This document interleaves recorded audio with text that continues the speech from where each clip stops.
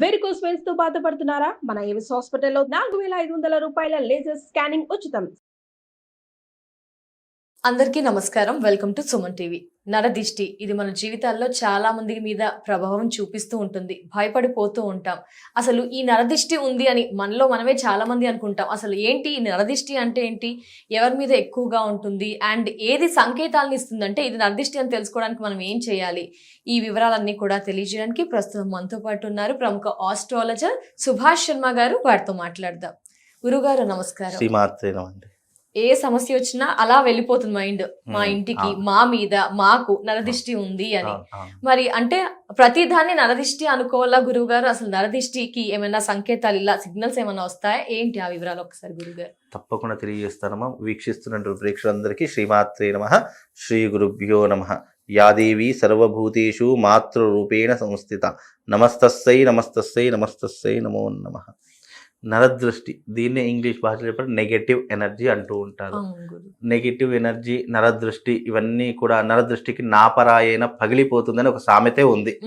అంటే మనిషి యొక్క దృష్టి ప్రభావము అంత కఠినమైనటువంటిది అని అర్థము. ఎందుకు అని అంటే కనుక నెగిటివ్ ఎనర్జీ అంటే ఏంటి? శక్తి అని అర్థము. నెగిటివ్ అంటే చెడు అనే అర్థము. అంటే చెడు యొక్క దృష్టి ప్రభావం నీ మీద ఎప్పుడైతే సోకుతుందో, నీ మీద ఎప్పుడైతే చెడు అనేటటువంటి దృష్టి పడుతుందో, ఆటోమేటిక్గా నీ శరీరం అనేటటువంటిది పని చేయకుండా అవుతూ ఉంటుంది. మీన్స్ నువ్వు ఒక దగ్గర కూర్చుంటావు కానీ ఏ పని చేయబుద్ధి కాదు. నువ్వు ఒక దగ్గర కూర్చున్నా నీ ఆలోచనలన్నీ ఎక్కడెక్కడో సంచరిస్తూ ఉంటాయి. శరీరం ఈ రకంగా వాలిపోతూ ఉంటుంది. అంటే మజ్జుతనము, సోమరితనం ఎక్కువగా అయిపోతూ ఉంటుంది. లేజినెస్ ఎక్కువగా అయిపోతూ ఉంటుంది. పని మీద శ్రద్ధ ఉండదు. ఆలోచనలన్నీ నెగిటివ్ వైపు వెళ్ళిపోతూ ఉంటాయి. నెగిటివ్ ఎనర్జీ అంటేనే మనిషి ఏమీ చేయకుండా ఒక చోట ఎంతసేపు కూర్చున్నా ఏం చేయకుండా ఒక మనిషిని కట్టి పడేసేటటువంటిది నెగిటివ్ ఎనర్జీ. ఆ నెగిటివ్ ఎనర్జీ ఎలా ఉంటుంది? కేవలం బాడీ మీదే కాకుండా మైండ్ మీద కూడా ప్రభావం చూపిస్తుంది. లైక్ ఒక మనిషిని ముందర కూర్చోబెట్టి హిప్నటైజ్ చేసి ఆ మనిషి గతాన్ని ఏ రకంగానైతే తవ్వి తీస్తామో, అలాగే నెగిటివ్ ఎనర్జీ అనేటటువంటిది మనిషి యొక్క మైండ్ని కంట్రోల్ చేస్తూ ఉంటుంది, బాడీని పని చేయకుండా చేస్తూ ఉంటుంది. ఎప్పుడూ కూడా కళ్ళు వాలిపోతూ ఉంటాయి. ఈ మొహంలో అంతా కూడా నిద్రమబ్బు అనేటటువంటిది ఎక్కువగా కనిపిస్తూ ఉంటుంది. ఎవరితో ఏది మాట్లాడినా మనకు అంత అర్థం కాకపోవడం, ఇవన్నీ నెగిటివ్ ఎనర్జీకి సంకేతాలుగా చెప్పడం జరిగింది. నెగిటివ్ ఎనర్జీ అనేటటువంటిది ఎలా ఉంటుందంటే మనిషిని ఏ పని చేయనివ్వదు, ఏమీ ఆలోచననివ్వదు.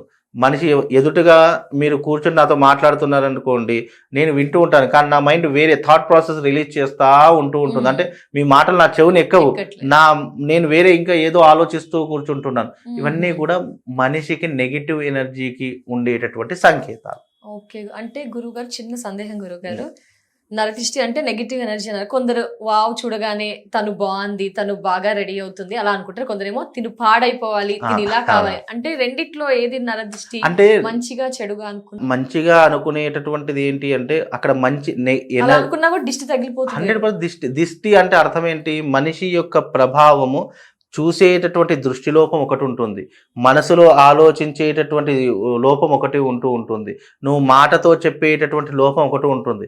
చూసే దృష్టి ఒకలా చూస్తూ ఉంటుంది, మాట్లాడే నోరు ఇంకోలా మాట్లాడుతుంది, మనసులో ఆలోచించేటటువంటి భావం ఇంకోలా ఉంటుంది. అంటే 3 రకాలైనటువంటి వ్యక్తిత్వం కలిగినటువంటి ఒక మనిషిలో ఇప్పుడు నేను ఒక వ్యక్తిని చూసి నేను మనసులో అబ్బా బాగున్నాడులే, చాలా ఎదిగి జీవితంలో వృద్ధిలోకి వస్తున్నాడే అని చెప్పి నేను మంచిగా అన్నాను అనుకోండి, ఇంకా వృద్ధిలోకి రావడం జరుగుతుంది. కానీ మనసులో అబ్బా మనం మనసులో తిట్టుకుంటూ ఉన్నాము కానీ నోటితో బయటకు మాత్రం మంచిగా మాట్లాడుతున్నాము. అంటే దాని అర్థం ఏంటి? మనసు యొక్క ప్రభావము మాటతో మాట్లాడినంత ఈజీగా మనసులో ఉన్నటువంటి ప్రభావము అంత తొందరగా మంచి కోరుకోదు. ఇప్పుడు నాకంటే వెనకొచ్చి నాకంటే ముందు వృద్ధిలోకి వస్తున్నామంటే ఎవరికైనా ఈర్ష, అసూయ, ద్వేషం ఇవన్నీ ఉంటాయి. మనిషి నెగిటివ్ ఎనర్జీ ఎక్కడి నుంచి పుట్టుకొస్తుంది? ఈర్ష, ద్వేషం, అసూయ నుంచి అవి పుట్టుకొస్తాయి తప్ప మనిషికి ఊరికే ఈర్ష, ద్వేషం రాదు. ఎప్పుడైతే ఒక మనిషి మనకంటే ముందు ఎదుగుతున్నాడో, ఎప్పుడైతే ఒక వ్యక్తి మనకంటే ముందు అన్ని లగ్జరీ లైఫ్ అనుభవిస్తున్నాడో, అప్పుడు మనకు ఆటోమేటిక్గా తెలియకుండానే మన మనసులో తిట్టుకుంటూ ఉంటాం. అబ్బా నాకంటే వెనకొచ్చాడు, నాకంటే బాగా సంపాదిస్తున్నాడు, అబ్బా నేను నాతోటే పని చేస్తున్నాడు కానీ వీడు లగ్జరీగా బ్రతుకుతున్నాడు, అన్ని అనుభవిస్తున్నాడు మనసులో ఉంటుంది. కానీ బయటకు మాత్రం అబ్బా సూపర్ నాయన మంచిగా మస్తు కష్టపడి ఇది చేసావు. బయట మాట్లాడే విధానం ఒకటి ఉంటుంది, మనసులో ఆలోచించే విధానం ఒకటి ఉంటుంది. దీని ద్వారానే నెగిటివ్ ఎనర్జీ. అందుకే చాలా మందికి తెలియనటువంటి విషయం ఏంటంటే ఎంత ఎదిగినా ఒదిగి ఉండాలి అని ఒక సామెత ఉంది. అలాగే మన దగ్గర ఎన్ని లగ్జరీ లైఫ్స్ ఉన్నా అవి కొన్ని దాచిపెట్టుకోవాలి, అందరి దగ్గర ప్రదర్శించకూడదు అని శాస్త్రం ఉంది.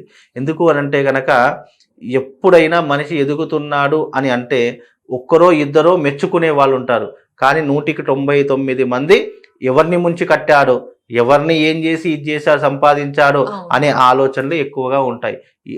అవి మనసులో ఉంటాయి, బయటకు రావు, కానీ దాన్నే మనం నెగిటివ్ ఎనర్జీ అంటాం. అవే ప్రొజెక్ట్ అవుతుంది, అవే మన జీవితం మీద పడి అవి మనల్ని నాశనం చేసేస్తూ ఉంటాయి. సంపాదించిందంతా పోగొట్టుకుంటాము, ఏదో ఒక తలనొప్పి మీద పడుతూ ఉంటుంది. ఎప్పుడో చేసిన తలనొప్పి అంటే ఎప్పుడో ఒక 10 సంవత్సరాల కింద చేసిన తప్పు, ఆ తప్పుకి ఇప్పుడు శిక్ష అనుభవించాలి. అంటే మనం జీవితంలో ఎదుగుతున్నాము అని అనుకున్నప్పుడు ఆ నేరం అనేది మన మీద పడి అప్పుడు శిక్ష అనుభవించేలా చేస్తూ ఉంటుంది. అంటే నరదృష్టి అంత కఠినమైనటువంటిది, అంత శక్తివంతమైనటువంటిది అని అర్థం. అందుకే నరదృష్టి ఎవరి మీదనైతే సోకుతుందో వాళ్ళు ఒకసారి నిజంగానే నరదృష్టి ఉంది అని అనుకుంటే మీకు ఉండేటటువంటి సింటమ్స్ ఎలా ఉంటాయంటే నిద్ర సరిగ్గా పట్టదు, విపరీతమైనటువంటి కలలు వస్తూ ఉంటాయి, అలాగే అన్నము సహించదు, అన్నము తిన్నా కానీ అజీర్తి చెంది పుల్లటి బేకులు వస్తూ ఉంటాయి, అలాగే జీవితంలో ఎంత సంపాదించినా చిట్ట చివరి చేతికి చిల్లి గవ్వ కూడా మిగలదు, అలాగే సంపాదించిన ఆస్తంతా నిమిషానికి కరిగిపోతూ ఉంటుంది.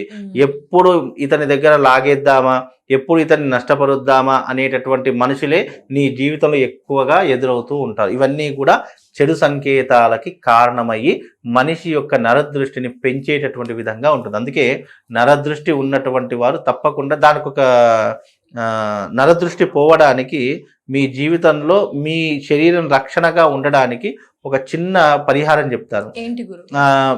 మీరు ఎప్పుడైనా నరదృష్టి ఉంది అని అనుకుంటే గనక, నిజంగా మీ జీవితంలో ఇలాంటి సంఘటనలు ఉన్నాయి అంటే గనక మీకు ఒక ప్రవాళ గణపతి లాకెట్ ఇస్తాను. ఆ ప్రవాళ గణపతి లాకెట్ మీ మెడలో ధరించుకోవడం వల్ల నెగిటివ్ ఇంపాక్ట్ మీ దాకా రాదు. ఏ రకంగా అంటే మనం ఒక అద్దం ముందర కూర్చుంటే మన ఏ రకంగా రిఫ్లెక్షన్ వస్తుందో, ఎవరైతే మన గురించి చెడుగా ఆలోచిస్తున్నారో, చెడుగా ఇబ్బందులు ఎవరైతే ఆలోచిస్తారో ఆ రిఫ్లెక్షన్ మన మీద పడకుండా ఆ ప్రవాళ గణపతి మనల్ని రక్షిస్తుంది. అది ప్రవాళ గణపతి అయినా వేసుకోవచ్చు, లేదు అని అనుకుంటే గనక ఇంకోటి మనకు శాస్త్రంలో ఏం చెప్పారంటే ప్రవాళ గణపతి లేదు అని అంటే గనక ఏనుగు యొక్క వెంట్రుకలు ఉంటాయి కదా, ఆ ఏనుగు యొక్క వెంట్రుకలు ఒక తాయెత్తులో కానీ ఒక లాకెట్లో కానీ వేసుకొని మెడలో ధరించుకోవడం ద్వారా కూడా నెగిటివ్ ఇంపాక్ట్ రాకుండా ఉంటుంది అని శాస్త్రం చెప్పారు. కాబట్టి మీరు ప్రవాళ గణపతి అయినా ఏనుగు వెంట్రుకలైనా ధరించుకునే ప్రయత్నం చేయండి. ప్రవాళ గణపతి కావాలంటే నేను ఇస్తాను, కానీ ఏనుగు వెంట్రుకలు నా దగ్గర ఉండవు కాబట్టి మీకు అవకాశం ఉంటే అదైనా వేసుకునే ప్రయత్నం చేయండి. ఇవి రెండు వేసుకోవడం ద్వారా నెగిటివ్ ఇంపాక్ట్ మన జోలికి రాదు. ఒకవేళ మన మీద ఎవరైనా చెడు అభిప్రాయం ఉన్నా అది వాళ్ళకి రిఫ్లెక్షన్ అయిపోతూ ఉంటుంది. కాబట్టి ఈ పరిహారం చేయించుకుంటే అన్ని రకాలుగా బాగుంటుందమ్మా. తప్పకుండా గురు, ధన్యవాదాలు, నమస్కారం గురు. చూసారు కదండి, నరదిష్టి మాకు బాగా ఇబ్బందులు పెడుతున్నాయి అని మీరు అనుకుంటే కనుక, ప్రవాళ గణపతి కావాలి అనుకుంటే కనుక స్క్రీన్ పై నెంబర్ కనిపిస్తుంది కదండి, కాల్ చేసి పూర్తి వివరాలు తెలుసుకోండి. నమస్కారం.